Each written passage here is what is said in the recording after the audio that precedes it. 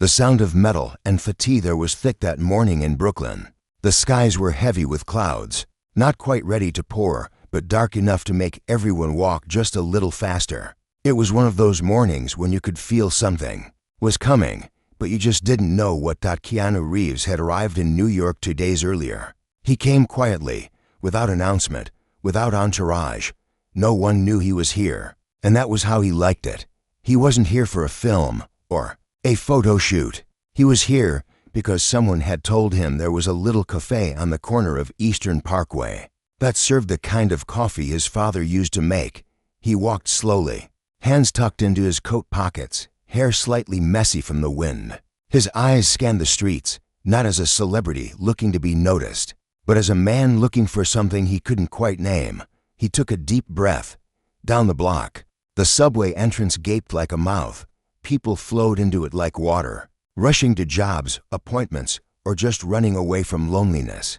Keanu didn't need to take the train, but he walked toward it anyway. Maybe it was instinct.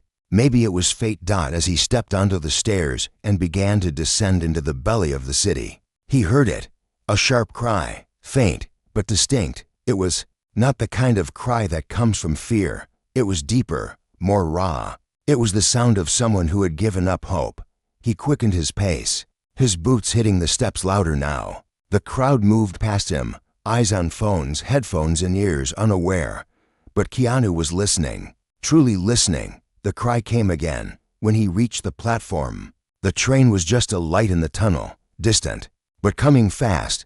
People lined the edge of the platform like statues. And then he saw him. An old man, frail, sitting on the edge of the track bed. Not standing, sitting.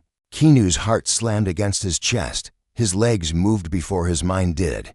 He shouted, "Sir, what are you doing?" No one reacted. Not yet.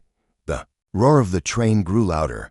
Time was evaporating. The old man didn't look up. He just stared at the ground in front of him, as if waiting for something final, something permanent. Keanu leapt down onto the tracks. People screamed. Someone finally noticed. A woman dropped her coffee. A child cried. The train didn't stop. It was still coming. Keanu grabbed the old man's shoulders. "Sir, please, come with me." The old man whispered, "It's too late." Keanu looked into his eyes. They were filled with sadness, the kind that lived there for decades.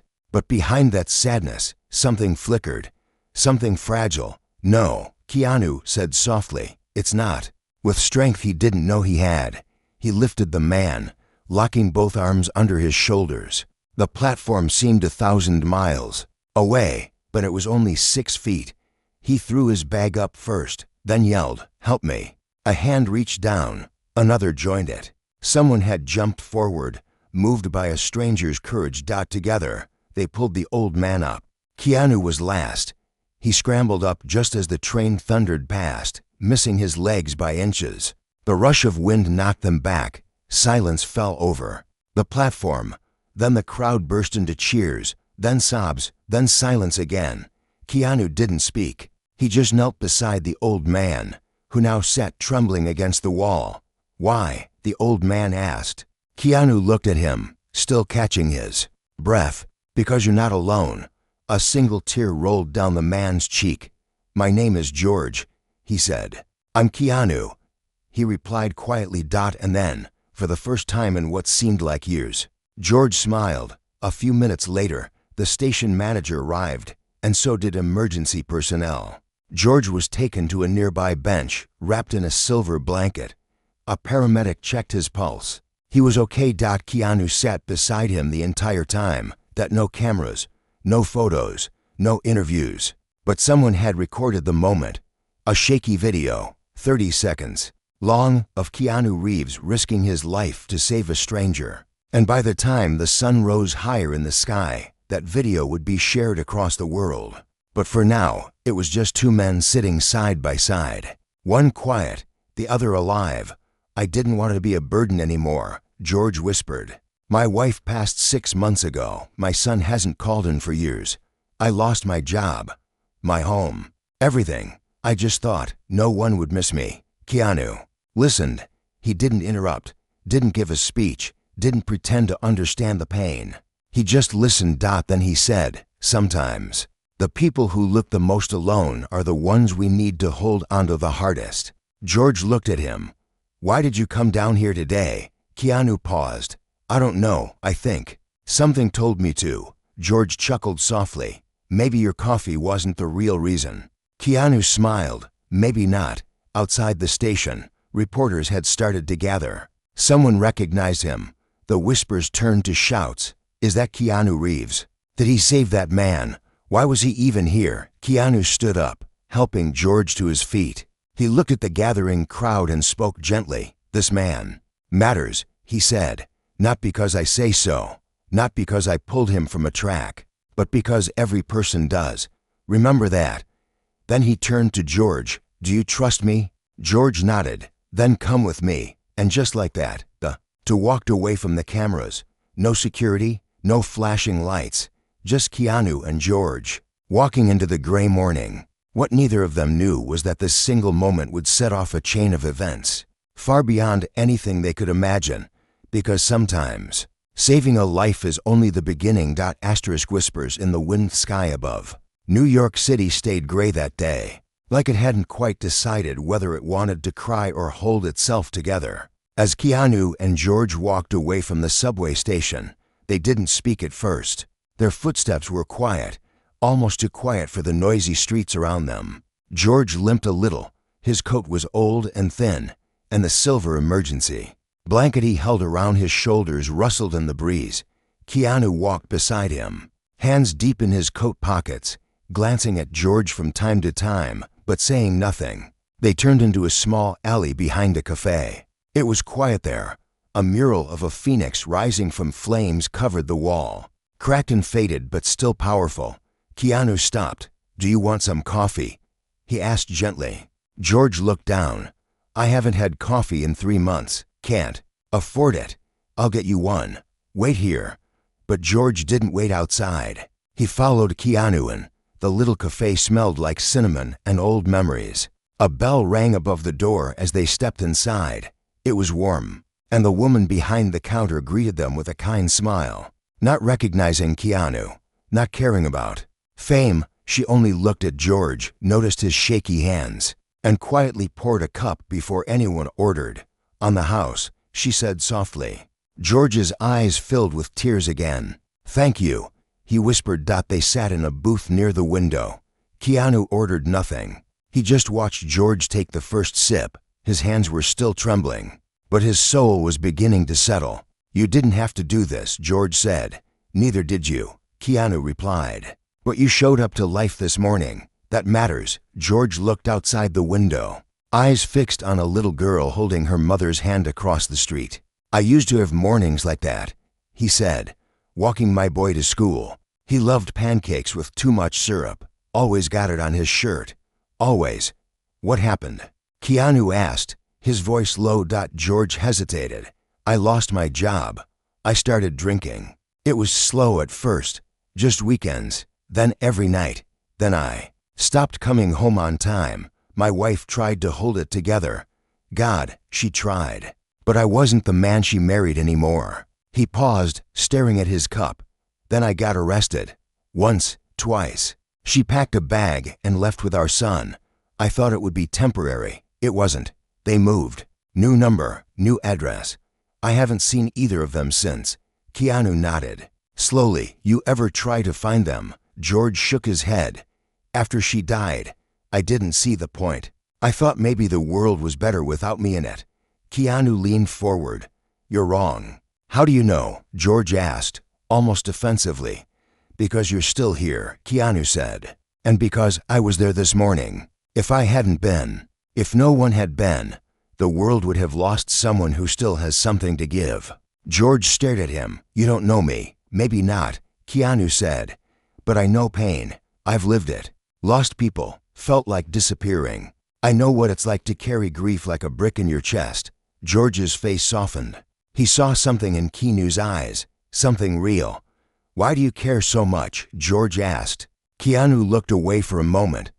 Then he said quietly, because when I was 19, someone sat with me when I didn't want to be alive either. They didn't try to fix me. They just stayed. And it made all the difference. George nodded slowly. Something shifted in the room. It was no longer about coffee or kindness. It was about two men, broken in different ways, finding a moment of stillness together. Outside the café, the video was spreading fast. It had reached over 2 million views in just a few hours. The world watched as a humble man in a coat jumped onto the tracks, not knowing who he was saving or what it might cost. And when they learned it was Keanu Reeves, the world exploded. But Keanu didn't care about trending hashtags. He didn't know he had gone viral. He had turned off his phone, left it in his hotel room. All he cared about now was George. After coffee, Keanu led him to a local shelter. It was run by a woman named Miriam, a sharp-tongued former nurse with eyes that saw everything. When she opened the door and saw George, her face fell. "You again?" she said with a sigh. "Last time, you cursed out the volunteer and disappeared." George lowered his head. Keanu stepped forward. "He's had a hard day." Miriam looked at Keanu, then back at George. She crossed her arms. "You bringing me trouble, Mr. Movie Star?" "I'm just bringing someone who needs a second chance," Keanu said quietly. Miriam stared at him for a long second, then opened the door wider. "Fine. Bed's in the back. He showers before dinner, and if he curses at anyone, I'll kick you out." Keanu smiled. "Deal." George followed her in. Before disappearing down the hallway, he turned and looked back at Keanu. "Thank you," he said. Keanu nodded. "Just rest, George." As night fell, Keanu returned to his hotel. He walked slowly, thinking about everything, about how a simple decision to take a different route, to follow a sound had led him here. To George, to a new story. In his room, he finally turned on his phone. It exploded with messages. Agents, producers, friends, strangers, everyone had seen the video. News headlines read, "Actor Keanu Reeves risks life to save homeless man on subway tracks." He didn't even hesitate, says witness. A moment of real-life heroism that reminds us what humanity should look like. Keanu put the phone down. He wasn't interested in applause. He only wondered if George had eaten dinner, if he had warm socks, if he had dreamed peacefully that night, because something had changed in Keanu. Saving George wasn't just an act of bravery. It was a reminder that sometimes the smallest moment of courage can shift the direction of two lives at once. And the story had only just begun. Ripples in the silence. Next morning came soft and slow. A quiet breeze moved through the city, brushing against windows and sidewalks as if the wind itself was trying not to wake anyone too early. Keanu sat at the edge of his hotel bed, the curtains open wide, the gray sky outside watching him like a tired friend. He hadn't slept much. He kept thinking about George. What if he was still shaking? What if he left the shelter again? What if, in all the chaos of cameras and headlines, everyone forgot about the one man who mattered most in this story? Keanu grabbed his coat and headed out. Miriam didn't look surprised when she saw Keanu outside the shelter gates. "Back already," she said, crossing her arms. "You're not like the others, are you?" "I don't know what the others are like," Keanu answered gently. "They come here, take selfies, donate blankets, then disappear. Makes them feel better. Doesn't help my boys much." "I'm not here to take a photo," Keanu said. Miriam tilted her head. "You're really worried about him, huh?" "George has more in him," he replied. "He just forgot." Miriam's face softened, just for a second. "He's still inside," she said. "Showered, shaved, looks 10 years younger already." Keanu smiled. "Go easy on him," she added. "Men like him don't always know how to accept kindness. They've been punished by it before."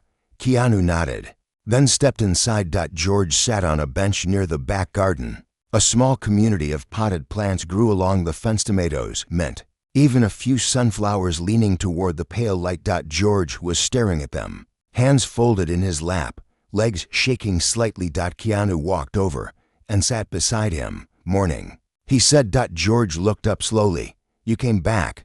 "Of course." "Why?" "Because you matter." George let the words hang in the air. No one had said those words to him in years. Not like that. Not without a price behind them. "I almost walked out last night," George admitted, stood at the door. Had my shoes on and everything. What stopped you? George glanced at. The plants, the mint, he said. Smelled just like my wife's kitchen. She used to crush it with her fingers when she made tea. The scent hit me, and I just sat down and cried. Keanu listened. He didn't rush him. I don't want to be invisible anymore, George said finally. Then let's make you seen again, Keanu replied. George turned to him, confused. What do you mean? I want to help you get your life back. It started small. The next day, Keanu brought George a new pair of shoes, sturdy ones, black leather, the kind that could walk for miles. George tried to refuse them, but Keanu just said, a man deserves to stand on his own feet. These will help. Then came a haircut. Then a trip to the city's free clinic for a check-up. George had high blood pressure, early signs of arthritis, but nothing they couldn't manage. The doctor smiled at him like he was human, like he was worth the time. Each moment was a brick. Brick by brick, they were building George again. And yet, George still doubted. What if this doesn't last? He asked one evening as they sat near a fountain downtown. Then we build it again, Keanu said. As many times as it takes. George stared at the water, watching the ripples stretch across the surface. You don't even know me, he whispered. Keanu looked at him. I know what it's like to fall apart, and I know how rare it is to have someone stay long enough to help you find the pieces. 1 week later, the mayor of New York called a press conference. She wanted to honor Keanu for his heroic act. Cameras flashed, the room filled with journalists, city leaders, and curious strangers. Keanu stood at the podium. His hair was tied back. His coat looked a little wrinkled. His eyes were calm, but before he accepted the award, he spoke. This moment isn't about me, he said. It's about a man who needed someone to see him. And it's about all the people we walk past every day without knowing their stories. He paused. George, will you come up here? The room fell silent. George, dressed in a clean shirt and those black shoes, stepped out from the side of the stage. His hands shook, his breath hitched, but he walked tall. He stood beside Keanu. The audience watched. Some whispered. Some cried. Keanu smiled at him and said, this man is brave. Not because of what happened on the tracks, but because he chose to stay alive. That's the hardest decision anyone can make. The mayor handed both of them a medal. George cried. Keanu didn't stop him. And the city, for a rare moment, felt human again. That night, back at the shelter, George sat by the window holding the medal in his hand. Miriam watched him from the kitchen and whispered to another volunteer. That man's soul just came back. Keanu didn't stay for applause. He didn't give interviews or go on talk shows. He went back to George the next day and said, how do you feel about finding your son? George's eyes widened. You think he'll want to see me? I think. You'll never know unless you try. George nodded slowly. His fingers gripped the sides of his chair. I think I'm ready. Keanu placed a gentle hand on his shoulder. Then let's begin. But what they didn't know was that someone else had already begun the search. A young man across the country had seen the viral video, and the face of the old man pulled from the tracks had haunted him ever since. He had paused the video, zoomed in and said softly, Dad, the son who never forgot the country, in a small town in Colorado. A man sat frozen in front of his laptop.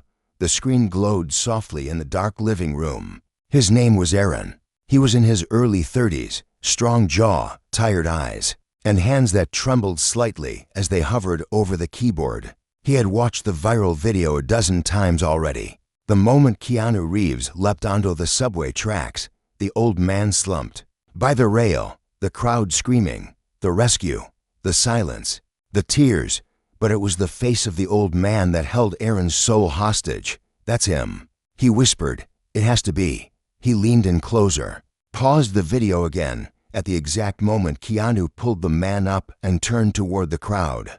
There, behind the chaos and movement, the camera caught a brief, clear image of the man's face. The curve of the nose, the slouch of the shoulders, the tired, watery eyes. Aaron hadn't seen that face in over 15 years, but he hadn't forgotten. Dad, he whispered again. His wife, Julie, walked into the room holding their baby girl. You're still watching it. Aaron looked up at her with tears in his eyes. I think it's my father. Julie's eyes widened. Are you sure? Not 100%, he said. But something in me just knows. I used to stare at that face every night before bed. Before everything went wrong. Julie sat beside him. Then let's find out. Right now, Aaron nodded. Back in New York, George sat nervously at the edge of his shelter bed. He was dressed and ready. A clean button-up shirt tucked into slacks that someone had donated. Keanu stood by the door, holding 2 cups of coffee. You ready? He asked. I don't know, George said, voice thin. We'll take it one step at a time, Keanu said, handing him the cup.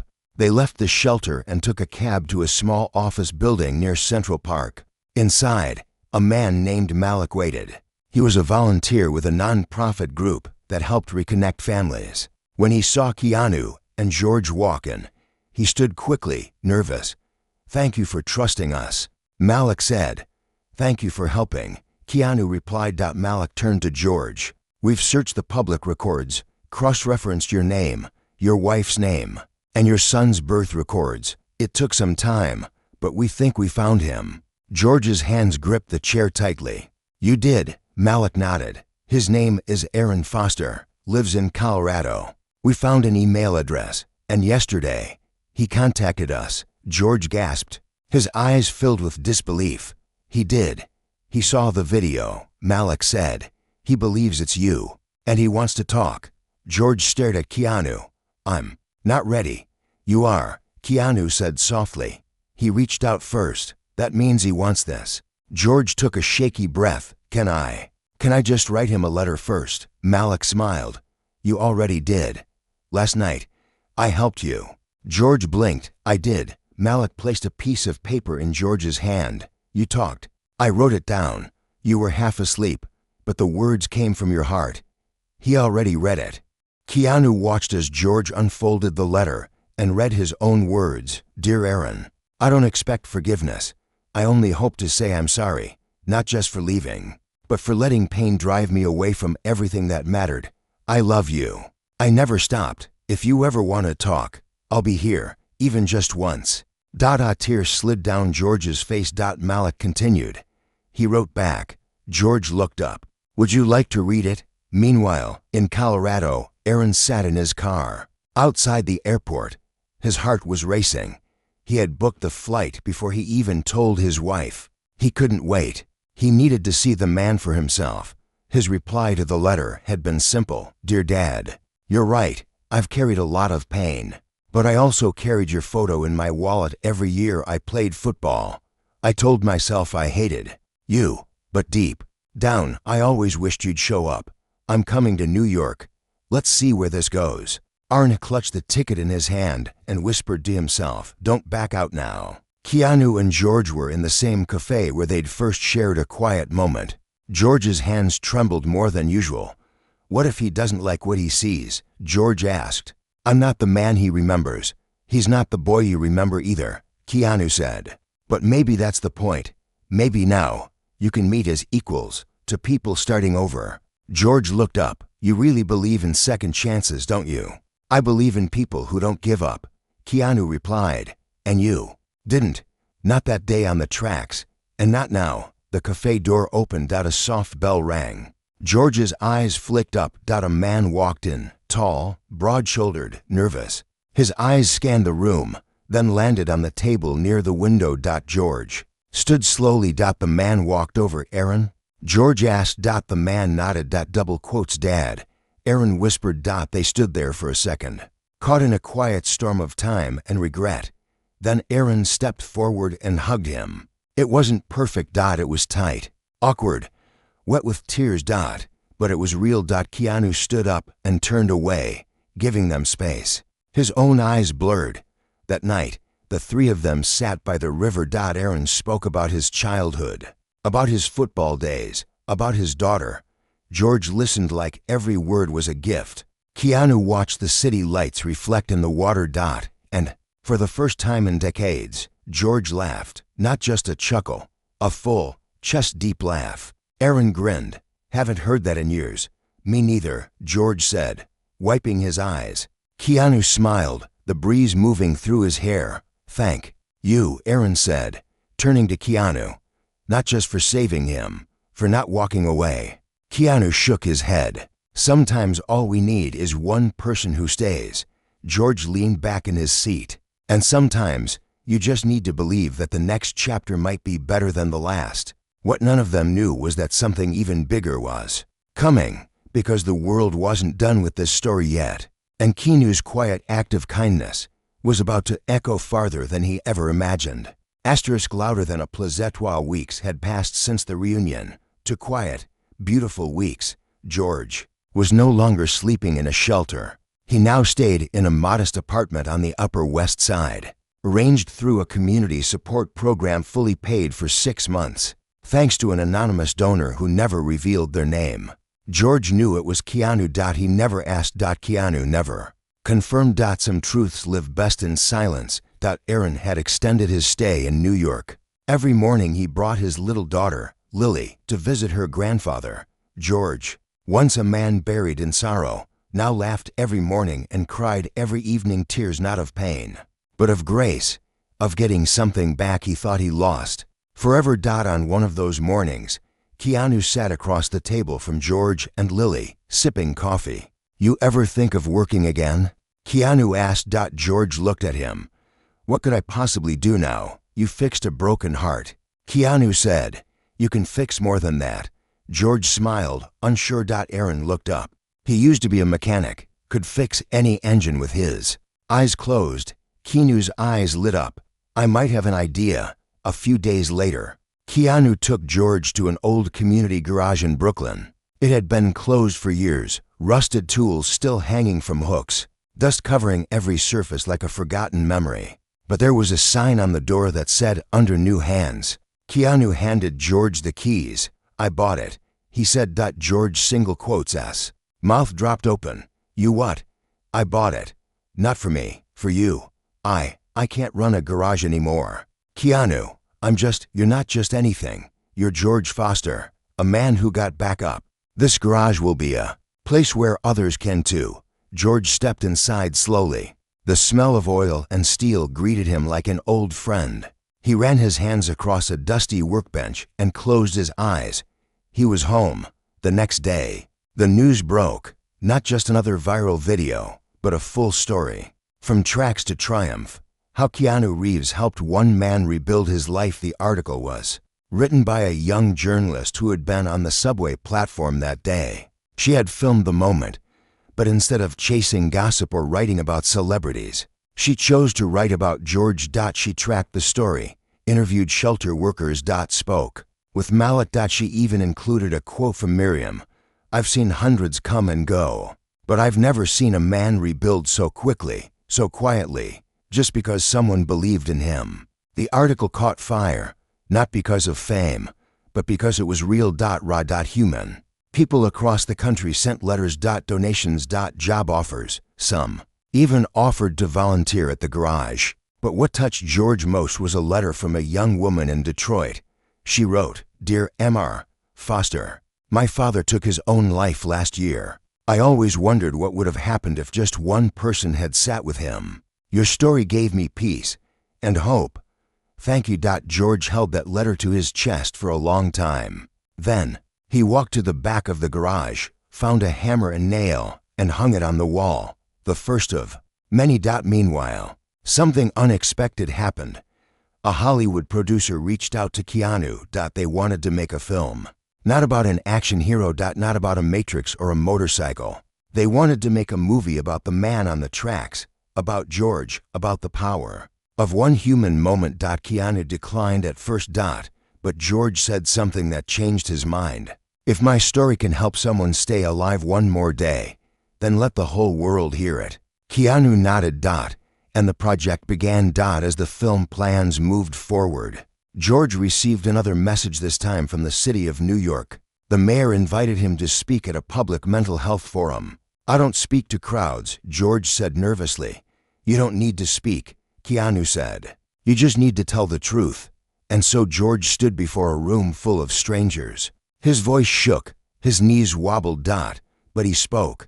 He told them about the day on the tracks. He told them about the coffee shop. He told them about his son, his granddaughter, his second chance. When he finished, there wasn't a sound in the room, not even a cough. Then one person stood and clapped. Then another, and another. Soon, the entire room was on its feet.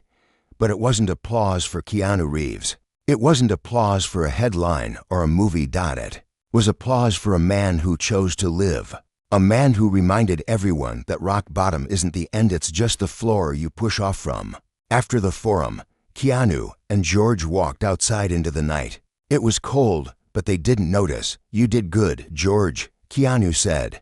"You saved my life." George replied, "More than once. You saved your own." Keanu said, "I just reminded you how." George looked up at the stars. "Funny how one moment changes everything," he whispered. "Sometimes," Keanu said, "that's all we need." But neither of them knew the biggest moment was still waiting. Because someone from George's past, someone he hadn't heard from in decades, had just seen the news, and they were coming.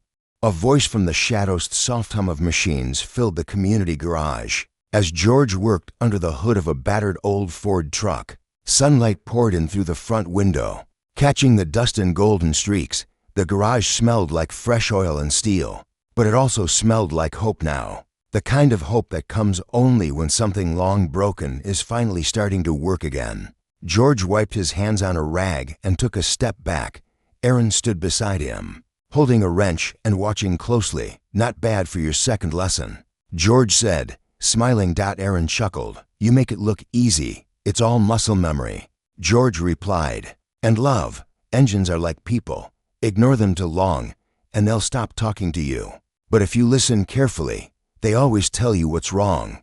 Just then, the bell over the door rang. Keanu walked in, carrying a brown paper bag. "I brought sandwiches. No onions this time, George." "Bless you," George laughed, taking the bag and placing it on the workbench. They sat around the small break table and began to eat. The radio played softly in the background, a news update about the upcoming film, inspired by George's story. But George wasn't thinking about cameras or scripts. His heart was elsewhere. He had been having dreams lately. About a voice from long ago. A soft one. Gentle. And filled with sorrow. That afternoon, as Keanu was leaving, a young woman appeared outside the garage. She wore a long coat and a scarf, her face partly hidden by large sunglasses. She seemed unsure of herself, pausing at the curb like she was trying to remember how to breathe. George spotted her from inside and squinted. Something in her posture, the way she clutched her purse, his heart skipped. "Can I help you?" he asked, stepping outside. The woman looked up slowly, pulled off her glasses, and time stopped. George stumbled back a step. "Susan," he whispered. Her eyes filled with tears. "Hello, George." He felt like the air had been knocked out of his lungs. Susan. His wife, the woman he had believed, was long gone. I thought you." His voice cracked. "I moved away," she said. "After everything, after the drinking, after the police, I needed to protect Aaron and myself. I tried to stay away, but I watched from a distance. I saw the news last week. I saw the video." She took a deep breath. "And then I saw your face." George couldn't speak. Susan walked closer. "You've changed. So have you. But it's you, the you I remember. The one who used to sing to me at the sink. The one who danced in the kitchen when Aaron got good grades." George wiped a tear from his cheek. "I hurt you," he said softly. "I destroyed everything. You broke us." She nodded. "But I never stopped hoping you'd find your way again. And now here you are." Keanu quietly stepped back, giving them space. Susan looked at the garage, the tools, the clean floor. "You built something again," she said. "With help." George smiled. She paused. "Do you want to come meet your granddaughter?" she asked. George blinked. "You mean Lily?" "No," she said gently. "I mean Aaron's second daughter, the one born after you met him again. They named her Hope." George's knees nearly gave out.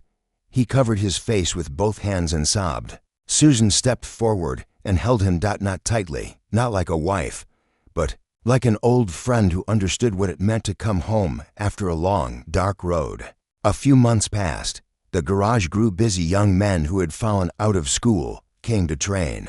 Women who had faced domestic violence came to learn new skills. Veterans, former inmates, survivors of silence. George taught all of them, not just how to fix cars, but how to believe again. Keanu visited often, always quiet, always smiling. He never took credit. Never needed praise. Just showed up, swept the floor, and listened. One afternoon, a young man approached Keanu and said, "You changed his life, didn't you?" Keanu looked at George from across the garage. George was laughing, holding Lily in one arm and using the other to show a boy how to tighten a spark plug. Keanu shook his head. "No," he replied. "He changed his own. I just happened to be standing nearby." The movie was released later that year. It wasn't flashy. It wasn't dramatic. It was simple. Raw. It showed a man on the edge, a quiet act of courage, and the slow, painful path back to love. Audiences cried. Applauded. Some even left the theater and called someone they hadn't spoken to in years. Letters poured in again. Some from people in pain, some from people who had just been pulled back from their own. Tracks by strangers, by family, by time. And all across the world, people whispered, "Maybe I'll stay a little longer." On the 1-year anniversary of the rescue, the city held a small ceremony on that very subway platform. Keanu was there. So was George. Aaron stood with Lily and baby Hope. And Susan. George stepped forward, holding the same silver blanket that he'd once been wrapped in. "I almost left the world wearing this," he said. "But I stayed. Because someone listened. Because someone didn't walk past. Because someone told me I mattered. And now, I get to say the same to others. So if you're hurting. If you think no one sees you. I do. We do. You matter." He looked over at Keanu. And smiled. "Thank you for jumping," he said. Keanu stepped beside him. "Thank you for staying," he replied. The train passed behind them. But this time, it was just a train. Not an end. Just a journey. And George, he was finally ready to ride.